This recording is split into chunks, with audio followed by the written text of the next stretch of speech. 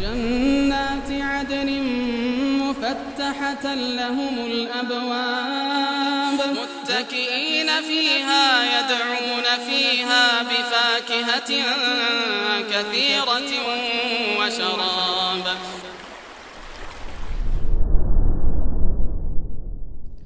Assalamualaikum warahmatullahi wabarakatuh. Innal hamdalillah nahmaduhu wa nasta'inuhu wa nastaghfiruh wa na'udzu billahi min shururi anfusina wa sayyiati a'malina may yahdihillahu fala mudilla lahu wa may yudlil fala hadiya lahu. Asyhadu an la ilaha illallah wahdahu la syarika lahu wa asyhadu anna Muhammadan abduhu wa rasuluhu la nabiyya ba'dahu.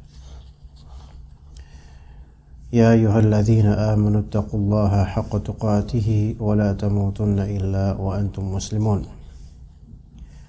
يا أيها الناس اتقوا ربكم الذي خلقكم من نفس واحدة وخلق منها زوجها وبث منهما رجالا كثيرا ونساء واتقوا الله الذي تساءلون به والأرحام إن الله كان عليكم رقيبا. يا أيها الذين آمنوا اتقوا الله وقولوا قولا سديدا يصلح لكم أعمالكم ويغفر لكم ذنوبكم ومن يطع الله ورسوله فقد فاز فوزا عظيما. فإن أصدق الحديث كتاب الله وخير الهدي هدي محمد صلى الله عليه وسلم وشر الأمور محدثاتها وكل محدثة بدعة wa kullu bid'atin dhalalah wa kullu dhalalatin finnar. Amma ba'd. Baik teman-teman sekalian, ikhwan rahimakumullah dan juga akhwat rahimakumullah. Kita lanjutkan kajian kitab syarah terhadap usul thalathah di pembahasan penafsiran la ilaha illallah. Halaman 127 ya, itu ya. Ya, sahih la penafsiran la ilaha illallah kan? Dari perkataan Allah Azza wa Jalla, wa idh qala Ibrahimu innani bara. Dan ingatlah ketika Nabi Ibrahim alaihissalam berkata, dan Nabi Ibrahim alaihissalam adalah Khalilullah, imam bagi orang-orang yang lurus, orang-orang yang hanif dan orang-orang yang ahli tauhid. Ya. Wa idh qala Ibrahimu li abihi wa qaumihi innani bara'um mimma ta'budun. Dia berkata, dan Rasul ini yaitu Nabi Ibrahim alaihissalam berkata kepada bapaknya dan juga kaumnya yang semuanya itu berbuat syirik kepada Allah. Bapak beliau bernama Azar. Berkata Nabi Ibrahim alaihissalam, innani bara'um mimma ta'budun. Saya berlepas diri, sungguh saya berlepas diri terhadap apa yang kalian sembah atau terhadap perbuatan ibadah kalian. Ya. Ini menunjukkan kita boleh menyatakan berlepas diri, tidak mau ikut campur, tidak mau ikut-ikutan dengan tata cara ibadah yang tidak sesuai syariat. Itu boleh. Bahkan justru wajib kita berlepas diri dari perbuatan itu. Sebagaimana kita harus berlepas diri dari perbuatan curang, dan itu masalah duniawi walaupun juga ada hukum syar'inya, tetapi berlepas diri dari kekufuran dan kesyirikan itu lebih tinggi lagi, lebih wajib lagi. Sebagian orang berlepas diri dari perbuatan sogok menyogok, tetapi tidak bisa berlepas diri dari bertawakal kepada selain Allah. Ya. Misal dalam dunia dalam ranah pengadilan, ya. Ada pihak baik penggugat atau tergugat yang ketika ditawarkan oleh pengacara misalnya untuk melakukan hal yang menjurus kepada sogok menyogok, maka penggugat atau tergugat yang ditawarkan hal itu bilang, wah, saya nggak mau pakai halnya seperti itu. Ya, itu curang. Saya nggak mau kayak gitu. Kemudian ditawarkan juga misal saksi bodong. Ya, apa itu saksi bodong? Saksi bohong-bohongan, saksi nembak. Nyewa orang sebagai saksi. Dan ini dosa besar sekali. Maka pihak yang penggugat atau tergugat yang berkaitan dengan kasus mengatakan enggak. Kita harus jujur. Masya Allah. Tetapi dalam melaksanakan acara pengadilan lebih bertawakal kepada pengacara dan menyandarkan urusan keberhasilan dan kemenangannya itu kepada pengacara, bukan kepada Allah. Walaupun nanti menang, tetapi ketika tawakal itu hilang berarti kan tidak berlepas diri dari kesyirikan. Padahal itu lebih besar dosanya dibandingkan sogok menyogok, dibandingkan kesaksian palsu. Ya, ini diantara contoh dari banyak sekali contoh, yaitu orang berlepas diri dari sesuatu yang buruk, namun tidak mau berlepas diri dari sesuatu yang lebih buruk daripada yang sebelumnya. Ya. Dan Nabi Ibrahim alaihissalam berlepas diri dari sikap penyembahan kepada selain Allah, dari segala kesyirikan. Sebagian orang berusaha untuk mencari harta yang halal dengan bekerja sesuai dengan amanah yang diemban. Dan kita tanya, kok kamu kok rajin banget? Oh iya, saya harus mengemban amanah, saya nggak mau berkhianah. Namun ternyata minta-minta ke kuburan supaya rezeki lancar. Jujur dalam skenario dunia, namun tidak lepas dari kesyirikan. Rugi wallah. Ya. Seorang mahasiswa belajar betul-betul supaya bisa lulus UMPTN atau lulus SIMAK UI. Belajar betul-betul karena cita-citanya dia untuk ke kampus tertentu. Ya. Dan enggak mau pakai jalur singkat yang mana itu ada kecurangan. Tetapi di rajinnya dia tidak pernah dia berdoa kepada Allah dan minta pada Allah Azza wa Jalla, melainkan mengandalkan dirinya sendiri. Maka ini bagaimana ini? Berlepas diri dari kecurangan, dan itu buruk memang, namun tidak berlepas diri dari kesombongan, bahkan kesyirikan. Ya. Contohlah Nabi Ibrahim alaihissalam yang paling terawal dia berlepas diri darinya adalah dari kesyirikan dan apa-apa yang disembah. Illalladzi fatarani, kecuali zat yang telah menciptakan aku, menciptakan saya. Fa innahu sayahdin, sesungguhnya dia akan memberiku petunjuk. Subhanallah, di sini ada isyarat bahwasanya jangan pernah kita berlepas diri dari Allah Azza wa Jalla dan dari ibadah kepada Allah Azza wa Jalla. Kalau disuruh doa, maka itu kan kebaikan. Ya, maka berdoalah. Bergantunglah pada Allah. Ya. Jadi tunaikan cara yang benar dengan berlepas diri dari segala kejahatan dan keburukan, dan juga tunaikanlah ikhlas dalam beramal. Illalladzi fatarani, kecuali dia kepada Allah Ta'ala aku tidak akan berlepas diri darinya, karena dia fatarani, menciptakan saya dalam keadaan fitrah. Ya. Itu hanya Allah yang menciptakan kita dalam keadaan fitrah. Kita berawal dari keadaan fitrah, terlahir dengan ketidaktahuan apa-apa dan mudah untuk dididik sesuai dengan fitrah akidah yang benar. Ketika kita lahir dahulu, kita enggak tahu apa-apa, di atas fitrah, yaitu di atas dasar mula penciptaan. Kata Nabi SAW, ma min mauludin illa yuladu al fitrah. Tidaklah ada suatu kelahiran melainkan dilahirkan di atas fitrah. Fa abawahu yuhawidanihi wa yunassiranihi wa yumajjisanihi. Maka kedua orang tuanya lah yang menjadikannya Yahudi, menjadikannya Nasrani, menjadikannya Majusi. Itu kedua orang tuanya. Jadi lingkungan dan pergaulan kedua orang tua. Pergaulan keluarga. Adapun kalau misalnya kedua orang tuanya meluruskan atau mengajarkan ajaran lurus, maka pasti sesuai dan anak itu akan berjalan di atas fitrah akidah yang benar.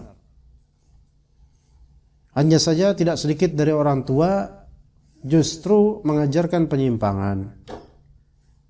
Justru tidak aware dan tidak waspada atau hati-hati terhadap pendidikan anaknya, walaupun sekadar dengan handphone sekalipun. Sebagian pakar mengatakan bahwasannya kalau anak di usia belum 2 tahun jangan pernah dibuat ngelihat handphone. Ada yang mengatakan begitu. Ya, karena itu akan membuatnya tercandukan dan terbiasa, tuman. Sehingga keluar dari jalur fitrah. Sehingga anak-anak kecil mulai joget-joget karena melihat TikTok, Instagram yang berisikan konten-konten joget-joget. Ya. Orang tuanya suka Korea, maka anaknya juga akan dibiarkan, kecanduan akan film dan Korea, maka anaknya juga dibiarkan untuk menonton hal-hal. Walaupun awalnya dijaga, tapi ketika melihat atau dibiarkan, terutama game dan juga game, maka itu akan merusak.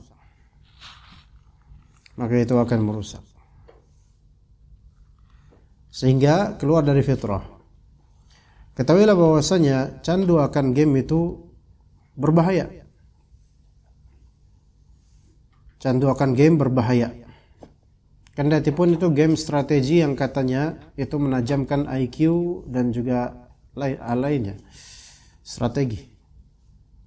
Namun itu bahaya. Kalau anak-anak zaman dahulu, mereka untuk main game aja itu harus nyewa gamebot di orang yang pedagang pesewa nyewa gamebot. Bawa dia berapa gamebot dan ada talinya supaya nggak dicolong sama anak-anak. Itu apa? Sewa. Bukankah begitu Pak? Dan permainannya cuma Tetris biasa gitu loh. Mungkin berlevel-level. Tapi anak-anak pada ngumpul. Dan itu mulai berubah lama-lama, gak ada lagi tukang kayak gitu, mulai rental PS. Di zaman antum gimana? Ada? Nah. Nah itu. Makin kemari, makin dipermudah, semua punya HP. Assalamualaikum. Anak-anak pun punya handphone dan dibiarkan tercandukan akan game. Mungkin kalau sekali ya mungkin. Tapi coba lihat perbedaannya anak-anak sekarang dan anak dulu. Dan lihat perbedaannya anak-anak yang Masya Allah dipersulit untuk main game di handphone, namun dipersering untuk mendengar murattal, murojaah, belajar dan melakukan permainan-permainan yang wajar di dunia nyata. Maka outputnya dan hasilnya itu insya Allah berbeda. Mulai banyak sekarang kan anak-anak ansos. Ansos itu apa? Anti Pak, anti sosial. Kalau anak sosial gaul banget dong. Ini anti sosial. Selalu mendekam di rumah, 127 Mas Bro. Ya, ngeliatin halaman udah. Anti sosial. Kaum rebahan. Hanya di rumah, nggak mau kemana-mana. Kurang pergaulan, tapi kalau di media sosial taringnya panjang. Ini kan berlawanan dengan kenyataan yang harus dihadapi jemaah. Maka tidak heran kalau terbitlah kemudian anak-anak yang tidak sesuai fitrah manusia pada umumnya. Mentalnya itu mudah down, mudah masuk angin. Karena jarang keluar dan jarang bergaul sosial di dunia nyata. Walaupun dia aktif di dunia maya. Terbit yang seperti ini. Ya. Dipersusah juga dengan keadaan lingkungan yang mana itu perumahan, gedongan yang Tetangga pun nggak saling tahu. Nah, mulai terbit anak-anak antisosial. Tidak mudah bergaul, tidak mudah bergabung, dan baperan, mudah down, mudah putus asa, overthinking, dan seterusnya. Ketahuilah Allah Ta'ala menciptakan manusia pada asalnya itu bisa mudah dibentuk pada yang sesuai fitrah manusia, yang bisa bersosialisasi dengan baik. Ya, bismillah. Maka yang terjadi sekarang banyak yang keluar dari fitrah. Banyak yang keluar dari illal ladzi fatarani. Setelah itu kata Nabi Ibrahim, fa innahu sayahdin, sesungguhnya Allah Ta'ala akan memberiku petunjuk. Korelasinya antara fitrah dengan petunjuk Allah. Orang yang kembali kepada fitrah itu akan mudah untuk menyerap petunjuk dari Allah.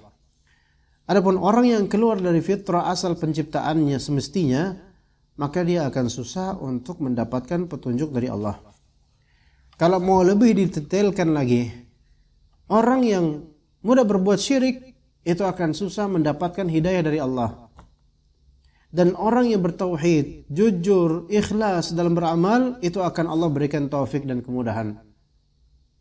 Maka kalau kita merasa bahwa hidup kita kok susah banget, nggak dapat petunjuk, coba boleh jadi kita selama ini telah mulai kendor ikatannya kepada fitrah aslinya kita, yaitu tauhid dan taat pada Allah, itu fitrah asli manusia. Ya, maka tiada sekutu bagi Allah dalam penyembahan terhadapnya dan kekuasaannya. Berdasarkan firman Allah, ala lahul khalqu wal amru tabarakallahu rabbul alamin. Maka ingatlah, menciptakan dan memerintah hanyalah hak Allah, milik Allah. Maha suci Allah, Tuhan semesta alam. Ayat ini menjelaskan bahwa menciptakan dan memerintah hanyalah hak penuh milik Allah, yaitu Tuhan semesta alam. Baik perintah yang berhubungan dengan alam semesta atau syariat.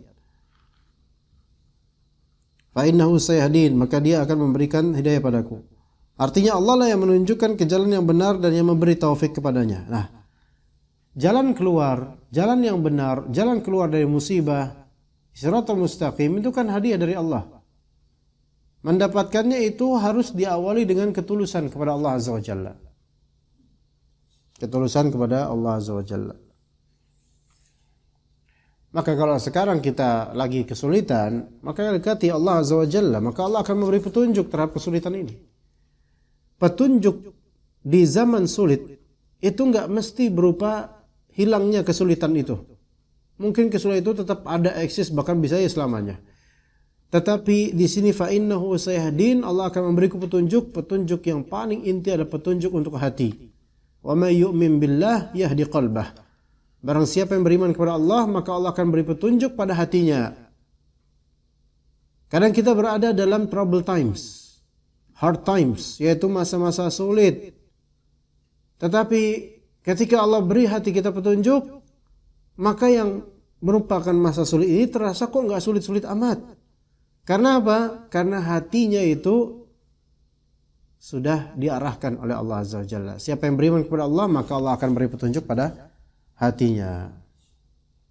Teman-teman yang lainnya mana Mas Bro? Lagi ada kerjaan? Hah? Oke. Kemudian kata Allah Azza wa Jalla, lanjutan, wa ja'alaha kalimatan baqiyatan fi 'aqibihi la'allahum yarji'un. Maka Nabi Ibrahim alaihissalam menjadikan kalimat tauhid itu, yaitu kalimat bara'ah, membebaskan diri dari penyembahan selain Allah, sebagai kalimat yang kekal pada keturunannya. Artinya bagi anak keturunannya sampai sekarang. Kita ini keturunan Nabi Ibrahim dari segi keagamaan. Adapun dari segi nasab bukan. Enggak kelihatan wajah-wajah mirip keturunan Nabi Ibrahim. Ya. Keturunan siapa sih Indonesia itu aslinya? Allah. Apakah keturunan Nabi? Kayaknya enggak deh. Kalau Nabi Adam iya pasti. Nabi Ibrahim, orang Arab dan orang Yahudi itu keturunan Nabi Ibrahim semua. Orang Arab dan Yahudi keturunan Nabi Ibrahim semua. Adapun orang Persia di Iran, enggak, itu bukan keturunan Nabi Ibrahim. Mungkin yang lain, kita enggak tahu. Qul, katakanlah, atau la'allahum yarji'un, agar mereka yaitu kaum kembali kepada kalimat tauhid itu. la ilaha illallah. Artinya kembali kepada kalimat tauhid dan meninggalkan kesyirikan. Kemudian kata Allah Azza wa Jalla di surat Ali Imran, "Qul ta'alau ila kalimatin sawa'in bainana wa bainakum alla na'budu illallah wa la nusyrika bihi syai'a wa la yattakhidha ba'duna ba'dan arbaba min dunillah." Qul, katakanlah, ya ini yang mendapat seruan di sini adalah Nabi Muhammad SAW untuk membantah ahli kitab, yaitu orang-orang Yahudi dan Nasrani. Ta'alau, mari kemari sini. Ta'alau ila kalimatin sawa'in bainana wa bainakum. Mari berpegang kepada suatu ketetapan kalimat yang tiada perselisihan padanya antara kami dan kamu dan kalian. Yang dimaksud dengan kalimat tersebut adalah tidak menyembah kecuali hanya kepada Allah. Alla na'budu illallah wa la nusyrika bihi syai'a wa la yattakhidha ba'duna ba'dan arbaba min dunillah. Yaitu kalimat sawa, yaitu kalimat non perselisihan. Itu adalah kita tidak menyembah kecuali hanya kepada Allah dan tidak menyekutukan sesuatu dengannya, serta di antara kita tidak ada yang menuhankan Tuhan-Tuhan lain, yang mana Tuhan lain itu batil. Hanya Allah Ta'ala Tuhan yang hak. Dan inilah makna, hakikat makna la ilaha illallah. Jadi kalau mengucapkan la ilaha illallah namun tetap aja berbuat syirik, maka ini belum sampai ke kalimat sawa, belum sampai kepada tauhid, ya. Dan makna sawa'im bainana wa bainakum, ya ini kalimat yang tidak ada perselisihan di antara kami dan kalian dalam kalimat tersebut. Ya, ini tantangan untuk ahli kitab, terutama Nasrani, yang pada asalnya mereka punya kitab samawi yang mengajarkan agar hanya menyembah kepada Allah saja, tidak kepada yang lain, apalagi Nabi Isa alaihissalam. Wala yattakhidha ba'duna ba'dan arbaba min dunillah. Dan tidak pula sebagian kita menjadikan sebagian yang lainnya sebagai arbab, sebagai Tuhan-Tuhan selain Allah. Maksudnya, janganlah sebagian dari kita menjadikan sebagian lain sebagai sesembahan selain Allah dengan cara mengagungkannya sebagaimana mengagungkan Allah dan menyembahnya sebagaimana menyembah Allah dan dengan berhukum kepada selain Allah. Ini arbab. Maka kalau orang buat hukum sendiri yang menyelisihi syariat Islam, maka dia dianggap sebagai seolah-olah dia Rabb selain Allah. Karena Rabb itu kan mengatur, menciptakan. Fa in tawallaw faqulu syahadu bi anna muslimun. Jika mereka berpaling dari ajakanmu untuk menerima Islam, maka katakan kepada mereka, isyhadu, saksikanlah bahwa kami bi anna muslimun, kami adalah orang-orang Islam. Ayat ini menunjukkan bahwasanya dianjurkan bagi kita untuk berbangga sebagai orang Islam. Berbangga, beridentitas sebagai orang Islam. Bukan malah minder. Katakan, faqulu syahadu bi anna muslimun. Katakan, saksikanlah bahwa kami adalah orang-orang yang berserah diri. Boleh ngomong kayak gitu kepada lawan yang anti-Islam. Kami Muslim. Kami berserah diri, Pak. Saksikan kami sebagai Muslim. Berserah diri kepada Allah Azza wa Jalla. Maksudnya, maka buatlah pernyataan serta persaksian bahwa kalianlah orang-orang yang tunduk patuh pada Allah, dan putuskanlah hubungan kalian dengan mereka karena mereka telah menolak dan membangkang terhadap ajaran untuk kembali ke kalimat la ilaha illallah. Ya ikhwan, tidak semua orang itu mau diseru kepada kalimat la ilaha illallah walaupun dia Muslim. Ya, padahal itu solusi segala problematika itu. Kalau kita lagi kesulitan, maka kembali kepada Allah. Ada sebagian orang ketika lagi sulit atau bermasalah, kita nasihati, udah kembali kepada Allah. Mungkin kita ada dosa sama Allah. Mencak-mencak dia. Apa hubungannya? Itu ibadah. Saya ini lagi masalah. Justru kita katakan, ibadah itu yang ikhlas pada Allah, itu justru memecahkan masalah insya Allah. Adapun kalau ada masalah kemudian semakin keluar dari jalan Allah, maka semakin besar masalahnya. Ya, begitu. Masya Allah nih teman-teman, lagi sebagian gak datang. Anak kok ini mata tuh rasanya pengen shutdown ya. Kira-kira gimana Pak? Harus di restart, sleep atau shutdown? Tahu shutdown? Laptop, komputer di shutdown saya. Kalau kata paman anak, kalau driving kemudian ngantuk kan bahaya tuh. Karena udah sedia cabai. Bukan di mata ya, kalau di mata karena cabai itu merot terus nanti. Cabainya itu dimakan kecil-kecil. Jadi pedas, Mungkin karena pedasnya memberikan reaksi yang mana reaksi itu membuat ngantuk itu hilang dan terignore. Bisa nggak diantara antum menghadirkan buat anu cabai? Kita makan cemil bareng-bareng cabai itu kayaknya seru tuh. Hah? Iya. Ruangannya enak. Ada cabai hijau terus itu gorengannya. Enak udah. Nggak jadi ngantuk beneran. Wallah nggak jadi ngantuk. Ana yakin banget antum bawa cabai sama gorengan. Ya. Nggak jadi ngantuk, nggak jadi kajian. Selesai dari makan cabai dan gorengan selesai. Gitu kan. Ayo kita ngaji lagi yuk. Ngaji lagi, ngantuk maning. Iya, itulah tantangannya gitu, ya, teman-teman.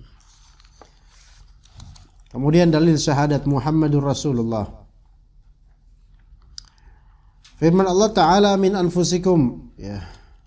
Dari kalian sendiri. Walladzi, kata Allah Azza wa Jalla, laqad ja'akum rasulun min anfusikum azizun 'alaihi ma 'anittum 'alaihi harisun 'alaikum bil mu'minina raufur rahim. Min anfusikum, rasul ini dari kaum kalian sendiri, yaitu dari jenis kalian sendiri dan ada di antara kalian. Menurut antum gimana, teman-teman? Kalau antum dakwah di kampung sendiri sama dakwah di kampung lain, apa keuntungan antum dakwah di kampung sendiri? Karena dikenal, sok direkomendasikan. Kepala desa kenal antum diangkat kemudian. Kalau nama antum baik, atau dari keluarga yang terhormat, itu bisa banget tuh. Tapi kalau nama antum di desa udah nggak baik, antum datang dakwah, si banget.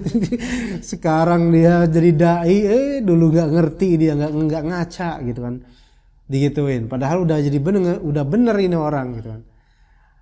Beda, ya. Itu benefitnya kalau di kampung sendiri. Nah, kita lihat Nabi Muhammad SAW itu di kampungnya itu Mekah dikenal sebagai Al-Amin, terpercaya. Nggak pernah mereka sedikit pun menjajal Nabi SAW berbohong. Ya, harusnya kan logikanya ketika dakwah diterima sama masyarakat. Kenapa? Loh, ini kan orang kita nih, gitu kan. Tadinya di Taif juga kayak gitu, awalnya diterima, cuman karena ada hasutan jadi nggak diterima. Ya mestinya gitu. Cuman kenapa kok nggak terima? Karena yang didakwakan adalah tauhid kepada Allah dan itu bertentangan dengan tradisi mereka. Jadi kalau misalnya antum udah nama dulu baik, kemudian pulang belajar dari luar negeri atau dari kota ke desa, udah bagus, masya Allah mantap ilmunya, tapi yang antum ajarkan adalah bagaimana caranya meninggalkan syirik, meninggalkan ritual-ritual syirik yang dilakukan udah mengakar dan berkarat di tubuh masyarakat desa. Ditentang nggak kira-kira? Pasti. Walaupun antum orang paling terhormat dulunya. Ini menunjukkan bahwasanya dakwah tauhid itu tantangannya itu lebih besar daripada mendakwahkan hal lain seperti ekonomi dan seterusnya.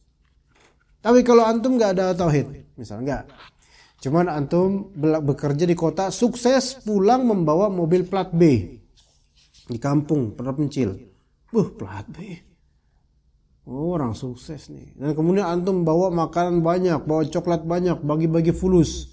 Sami'na wa ta'na, atau nggak tuh orang kampung, sami'na wa ta'na. Wah, senang mereka. Tapi kalau kemudian antum menyinggung ritual bid'ah dan syirik yang mereka lakukan tiap tahun dan okasional tertentu, terima nggak? Susah tetap. Susah, ya. Rasulullah SAW itu udah paling jujur loh, paling dicintai loh, dari keluarga besar terhormat, paling tinggi kastanya. Tapi ketika beliau datang di tengah-tengah umat musyrikin untuk mendakwahkan tauhid, tetap aja. Lah kalau Nabi aja kayak gitu, apalagi orang sekelas kita yang enggak seberapanya. Ya, begitu. Kata Allah Azza wa Jalla, "Huwallazi ba'atsa fil ummiyina rasulan minhum yatlu 'alaihim ayatihi wa yuzakkihim wa yu'allimuhumul kitaba wal hikmah wa in kanu min qablu lafi dhalalin mubin." Dialah Allah yang mengutus kepada kaum yang buta huruf seorang rasul di antara mereka diutus. Itu buta huruf. Yang mana walaupun buta huruf ternyata yatlu alaihim ayatihi wa yuzakkihim wa yu'allimuhul kitab wal hikmah. Malah justru buta huruf tapi kok bisa membacakan ayat-ayat Allah kepada mereka, mensucikan mereka dan mengajarkan mereka Al-Quran dan As-Sunnah. Dan sesungguhnya wa in kanu min qablu lafi dhalalim mubin, dan sesungguhnya mereka dulunya padahal berada dalam kesesatan yang nyata. Tugasnya Rasulullah SAW itu di luar hal yang tadinya beliau tidak mampu, nggak mampu baca, nggak mampu apa, tapi kemudian Masya Allah membacakan ayat-ayat mereka, membersihkan mereka dari ajaran-ajaran menyimpang. Kalau misalnya antum di desa, ya kan kadang di desa di petak-petak itu kan di ujungnya atau di bagian mana kadang-kadang ditanam apa ya? Apa Pak Idrus kalau misalnya di desa Pak, biasanya kepercayaan orang desa lah gitu, ditanam yang supaya keamanan atau pagar ya buhul-buhul gitulah, persembahan lah ya. Ya, sekarang kalau antum mencegah orang itu bisa insya Allah pelan-pelan, apalagi kalau ngasih duit dulu, itu lembut hati orang. Iya, karena hadiah itu kan membuka pintu hati. Antum kalau misalnya waktu ngelamar anak orang, antum datang bawa hadiah atau datang dengan tompes? Udah nikah? Alhamdulillah. Waktu antum ngelamar calon istri antum waktu itu, datang? Harus datang lah ke rumah calon mertua, bawa sesuatu nggak?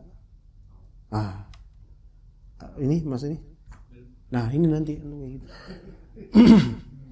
Itu datang ke rumah calon mertua bawa. Sewa mobil plat B. Ya, sewa mobil punya driver, padahal drivernya yang punya mobil itu. Datang dengan rangkaian bunga, coklat, Masya Allah.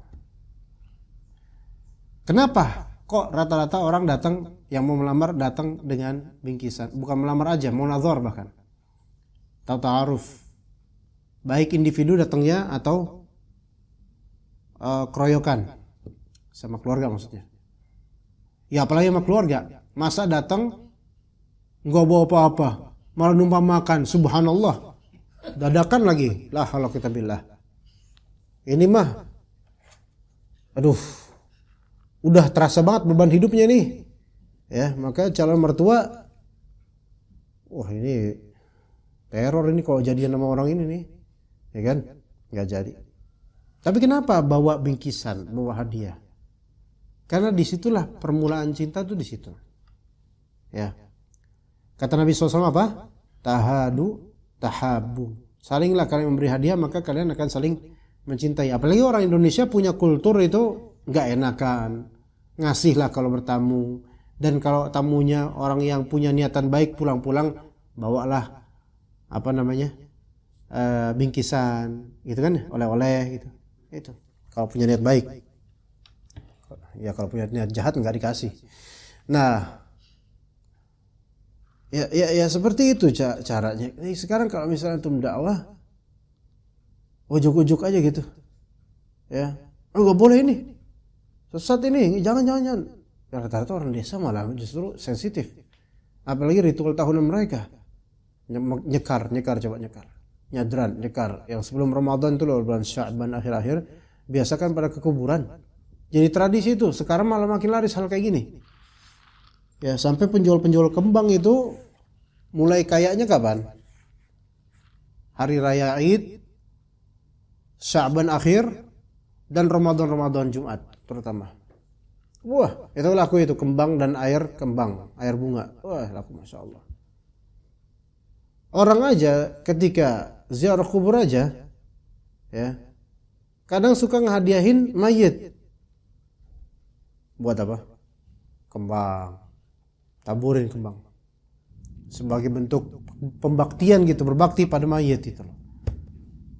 Lah itu yang udah mati aja dikasih kembang gitu loh. Lah apalagi dengan orang yang ingin kita dakwahi. Ya betapa banyaknya dimulai dari apa? Hadiah dulu. Kita uang atau yang makanan dan semisalnya. Nah, insya Allah sih sebenarnya bisa teman-teman misalnya nanti kita antum atau akhwat ya pulang ke rumah menyeru kepada keluarganya untuk beramal soleh. Dimulai dari apa? Harta.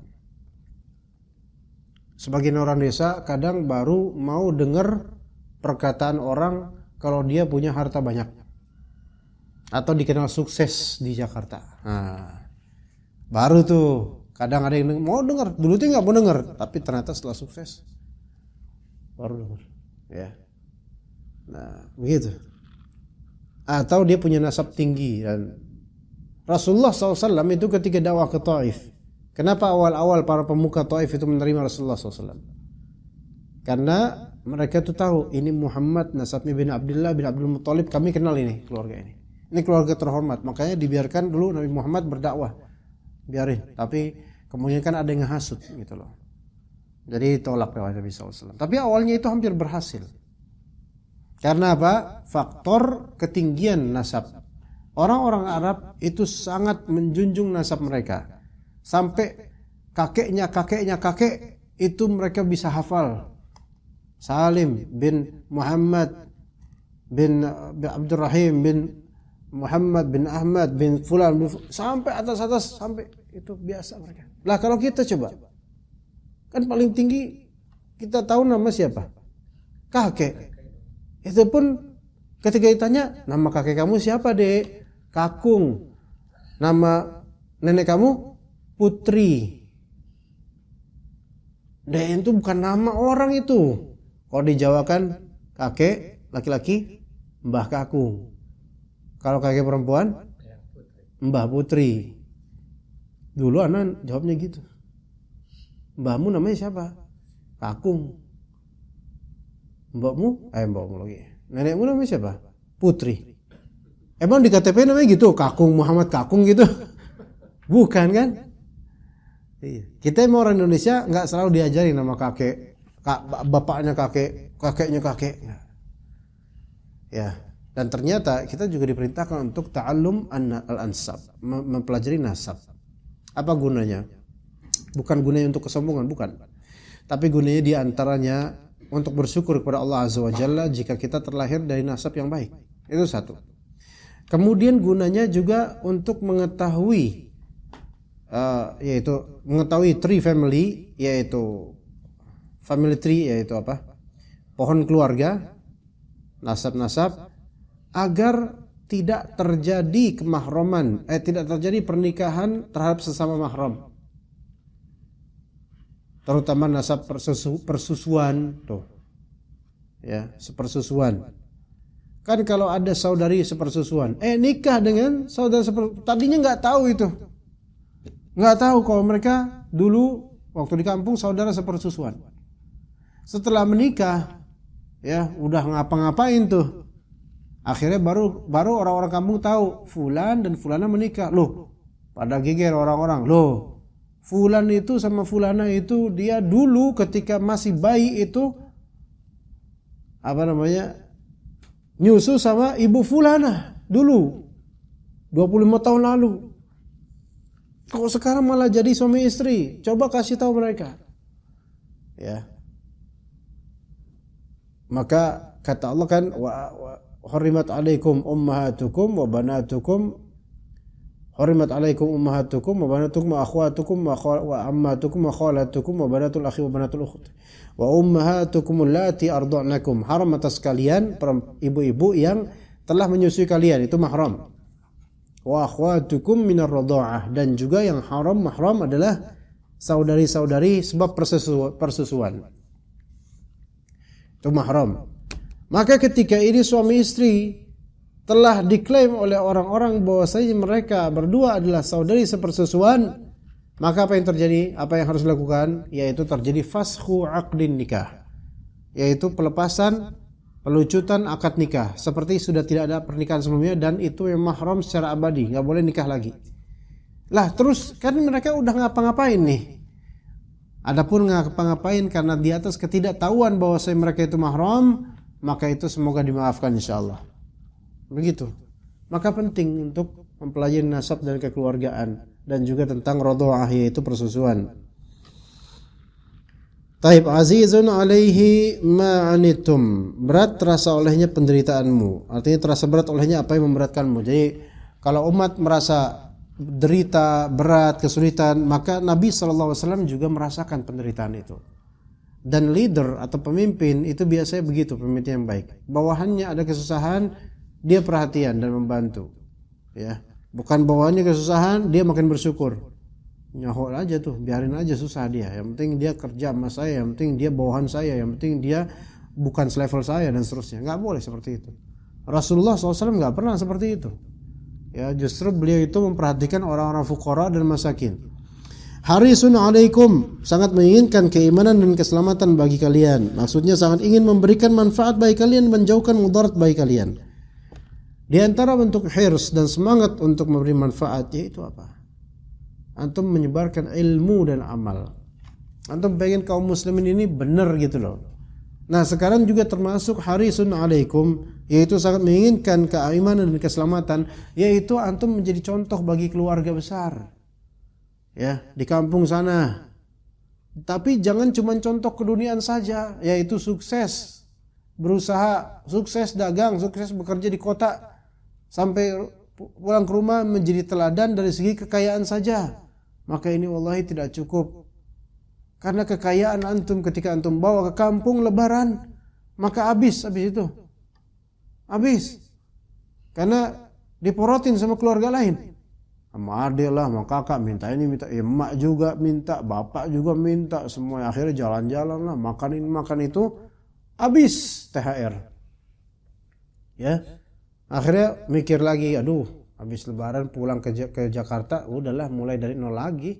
Kan itu banyak yang kayak kerja lagi, cari duit lagi, ngumpulin, nanti pulang kampung lagi lebaran, kayak gitu lagi kejadiannya. Teladannya hanya di apa? Di uangnya saja. Tapi teladanlah di ilmu, teladanlah di amal soleh. Misalnya tetap walaupun di kampung mah tetap ke masjid kalau bagi laki-laki. Yang akhwat kalau di kampung mah tetap apa? Tetap pakai jilbab. Jangan cuma di MGI doang pakai jilbab. Gak layak kayak gitu, berarti kalau di MGI doang pakai jilbab. Kemudian ini wajib jilbab kan MGI? Wajib jilbab kan? Ya, kalau di MGI pakai jilbab ya. Kemudian di kos-kosan udah nggak pakai lagi, keluar nggak pakai. Kemudian nanti di kampung nggak pakai, berarti ini jilbabnya jilbab munafik. Maka jilbabnya hanya untuk apa? Hanya untuk dapat duit kerja. Adapun kalau di tempat lain, maka tampaklah hakikat sebenarnya. Nggak boleh seperti itu. Allah itu nggak bisa dikelabuhi. Dan nggak boleh dikelabuhi seperti itu. Itu wajib. Jadi jangan cuma dikerja doang. Jadilah contoh, pas sudah sampai kampung, loh sekarang jilbaban tambah gelis gitu. Wah. Akhirnya akhwat-akhwat lain di kampung ikutan pakai jilbab. Itu contoh dan teladan yang baik.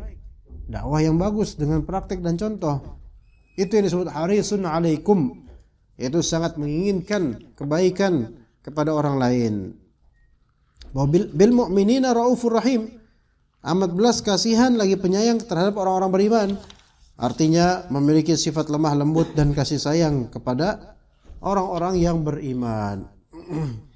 Hal ini dikembalikan atau hal ini dikhususkan bagi orang-orang mukmin dikarenakan beliau diperintah untuk memerangi orang-orang kafir dan munafik tanpa memberikan kasih sayang sedikit pun kepada mereka. Sifat-sifat ini menunjukkan bahwa Nabi SAW adalah benar-benar utusan Allah. Seperti dalam firman-Nya, Muhammadur Rasulullah. Muhammad adalah Rasulullah. Kemudian firman Allah, Qul ya ayuhan nas, inni Rasulullahi ilaikum jami'a. Katakanlah wahai manusia, sesungguhnya aku adalah utusan Allah kepada kalian seluruhnya. Al-A'raf 158. Dan ayat yang menunjukkan akan kebenaran bahwa Muhammad SAW adalah utusan Allah. Wah, ini masih panjang nih untuk arti syahadat Muhammad Rasulullah. Coba kita baca dulu. Makna syahadat Muhammad Rasulullah adalah mengakui dengan lisan dan mengimani dalam hati bahwa sesungguhnya Muhammad bin Abdullah Al-Qurashi Al-Hashimi adalah utusan Allah untuk seluruh makhluk dari golongan jin dan manusia. Kata Allah, "Wa ma khalaqtul jinna wal insa illa liya'budun." Tidaklah aku ciptakan jin manusia melainkan untuk beribadah kepadaku. Maka berarti syariat Nabi Muhammad itu untuk golongan jin juga. Maka kajian-kajian ilmu perihal syariat Nabi Muhammad seperti ini, itu jin juga dengerin dan jin juga mendapatkan faedah dari ini. Cuma mereka aja nggak ngomong, mereka nggak beritahu pada kita, tapi ada di kehidupan mereka. Belajar, sebagian dari mereka belajar. Dan tidak ada cara ibadah yang benar kecuali dengan cara yang telah dianjurkan oleh wahyu yang telah diturunkan kepada Nabi Muhammad SAW. Kata Allah, Tabarakalladzi nazzala al-furqana ala 'abdihi liyakuna lil 'alamin nadhira. Maha suci Allah yang telah menurunkan Al-Quran, Al-Furqan kepada hambanya agar menjadi pemberi peringatan bagi seluruh alam. Syahadat Muhammad Rasulullah ini memiliki konsekuensi membenarkan segala yang datang dari Rasulullah, melaksanakan segala perintahnya, menjauhi segala larangannya, dan tidak menyembah Allah kecuali dengan apa yang beliau syariatkan. Syahadat ini juga memiliki konsekuensi, yaitu tidak meyakini bahwa Nabi memiliki sifat rububiyah, yaitu Nabi hanyalah Nabi, yaitu bukan Nabi hanya Nabi. Nabi SAW adalah seorang Nabi yang tidak memiliki sifat seperti Allah Azza wa Jalla dari segi menciptakan, mengatur, itu hanya Allah saja. Dan Nabi SAW tidak punya pengaruh di alam semesta, atau beliau tidak berhak disembah. Nggak ada berhak disembah. Tidak ada pengaruhnya terhadap semesta ini. Maka nggak boleh minta sama Nabi SAW sekarang. Minta sama Allah. Beliau hanyalah seorang hamba yang tidak boleh disembah. Seorang Rasul yang tidak boleh didustakan. Dan seorang hamba yang tidak mampu mendatangkan manfaat atau madarat bagi dirinya atau orang lain kecuali atas izin dan kehendak Allah. Kata Allah Azza wa Jalla, katakanlah, qul la aqulu lakum indi khazainullah. Aku tidak mengatakan kepadamu bahwa perbendaharian Allah itu ada padaku. Aku enggak punya itu. Wala a'lamul ghaib. Tidak pula aku mengetahui yang gaib. Wala aqulu lakum inni malak. Aku tidak pula mengklaim kepada kalian bahwa aku seorang malaikat. Aku enggak mengklaim itu. In attabi'u illa ma yuha ilayya. Tidaklah aku mengikuti apapun kecuali apa yang diwahyukan kepada aku. Jadi Rasulullah hanyalah hamba yang mendapat perintah agar melaksanakan apa yang diperintahkan padanya, yaitu tabligh, menyampaikan syariat. Allah Ta'ala berfirman, Qul inni la amliku lakum darra wala rashada, Qul inni la yujirani minallahi ahadu walan ajra min dunihi multahada. Katakanlah, sesungguhnya aku, yaitu Muhammad SAW, enggak kuasa mendatangkan suatu bahaya pun kepadamu. Enggak kuasa. Kita pun juga gitu, enggak punya kuasa untuk mendatangkan bahaya pada siapapun. Tidak pula sesuatu kemanfaatan, tidak kuasa. Katakanlah, sesungguhnya aku sekali-kali tiada seorang pun yang dapat melindungiku dari azab Allah, dan sekali-kali tiada akan memperoleh tempat perlindungan selain dari Allah Azza wa Jalla. Allah Ta'ala berfirman, Qul la amliku li nafsi naf'an wa la darran illa ma sya'allah. Katakanlah, aku tidak berkuasa menarik kemanfaatan bagi diriku dan tidak pula menolak kemudaratan kecuali yang dikehendaki Allah. Walau kuntu a'lamul ghaiba lastakthartu minal khairi wa ma massani as-su'. Kalau misalnya aku bisa mengetahui yang gaib, tentulah aku akan berbuat kebaikan sebanyak-banyaknya dan aku tidak akan ditimpa mudarat, karena tahu ini bakal ada mudarat. Tahu yang gaib, maka dia bisa menghindari. Tapi kenyataannya tidak. Nabi SAW tidak memiliki pengetahuan gaib kecuali yang diwahyukan oleh Allah Azza wa Jalla. In ana illa nadhir wa basyirun liqaumin yu'minun. Aku tidak lain hanya pemberi peringatan dan pembawa berita gembira bagi orang-orang yang beriman. Pemberi peringatan bagi orang-orang yang tidak beriman, ya. Bisa kita ambil pengertian bahwa tidak ada yang berhak disembah melainkan Allah, karena ibadah hanyalah milik Allah, hak Allah semata. Kata Allah Azza wa Jalla, Qul inna salati wa nusuki wa mahyaya wa mamati lillahi rabbil alamin, la syarika lahu wa bidzalika umirtu an awwalul muslimin. Katakanlah, sesungguhnya salatku, sembelihanku, hidupku dan matiku hanyalah untuk Allah, Tuhan semesta alam. Tiada sekutu baginya, dan demikian itulah yang diperintahkan kepadaku, dan aku adalah orang-orang yang pertama-tama menyerahkan diri kepada Allah. Maka segenap manusia hendaknya menempatkan Nabi Muhammad SAW pada kedudukan dan martabat yang telah Allah berikan kepadanya, yaitu abd dan rasulnya Allah. Abduhu wa rasuluh. Semoga salawat dan salam tetap tercurah kepada Nabi Muhammad SAW. Alhamdulillah, kita telah selesai untuk masalah syahadat la ilaha illallah dan Muhammad Rasulullah. Nanti insyaAllah kita akan bahas tafsir tauhid, dalil salat, zakat, puasa dan haji pada pertemuan mendatang. Baik, mungkin cukup sampai sini aja.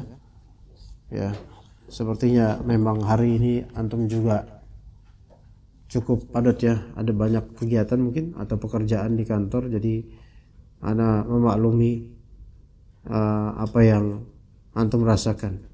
I know what you feel, guys. Ya. Ya. Gitu. Ya. Ini kan ada perintah yang berhubungan dengan alam semesta atau syariat. Ya, bismillah. Kenapa dipisah ya? Maksudnya kan sebetulnya kan semuanya berhubungan dengan syariat. Yang mana nih? Yang mana, Pak? Yang di bawah itu, penafsiran la ilaha illallah.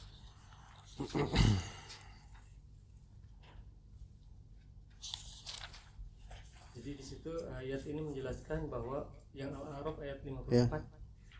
Menciptakan dan memerintah. dan memerintah hanyalah hak Allah, Ya. Tuhan semesta alam, baik perintah yang berhubungan dengan alam semesta Oh. atau syariat. Di sini perintah namanya amr, urusan, perintah yang berhubungan dengan alam semesta atau syariat. Alam semesta itu ya amr kauni namanya. Kalau syariat amr syar'i. Apa itu maksud? Perbedaan antara perintah berhubungan dengan alam semesta dan perintah berhubungan dengan syariat.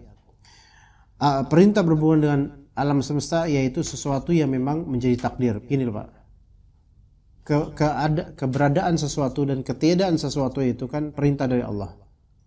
Ini ada, itu kan Allah perintahkan itu ada. Itu maksudnya perintah berkaitan dengan segala fitur di alam semesta ini. Beda dengan perintah syariat. Perintah syariat itu adalah pembebanan syariat bagi yang berakal saja, yaitu jin dan manusia. Nah, kasih contoh. Kelahiran seseorang atau kata Allah innama amruhu idza arada idza arada syai'an an yaqula lahu kun fayakun. Sesungguhnya perintahnya Allah, urusannya Allah adalah jika Allah menginginkan sesuatu itu ada, maka Allah tinggal bilang kun, jadilah. Kun ini kauni yang menunjukkan kauni yaitu semesta. Jadilah kamu di bagian semesta. Fayakun, maka jadilah dia. Ini adalah perintah kun. Kun itu adalah jadilah, itu kan jadilah, itu kan perintah. Perintah yang berhubungan dengan alam semesta. Adapun perintah yang berhubungan dengan syariat, maka di sini ada nilai pahala atau dosa. Jika perintah syariat ini dituruti, pahala. Jika perintah syariat ini tidak dituruti, maka dosa. Adapun perintah yang sifatnya kesemestaan, maka ini nggak ada kaitan dengan dosa, nggak ada. Ya, Allah Taala misalnya menciptakan pohon tertentu, jadilah kamu pohon ini, misalnya, jadilah pohon. Ya, maka jadilah pohon sesuai dengan perintah takdir Allah. Apakah pohon ini berdosa? Enggak. Berpahala? Enggak juga. Tapi ketika diperintah oleh Allah untuk perintah syar'i, maka di situ ada pahala jika itu ditaati dan dosa jika dimaksiati. Itu bedanya. Wallahu a'lam. Ya. Cukup sampai sini insyaallah. Sallallahu ala nabiyina Muhammad wa ala alihi washabihi ajma'in.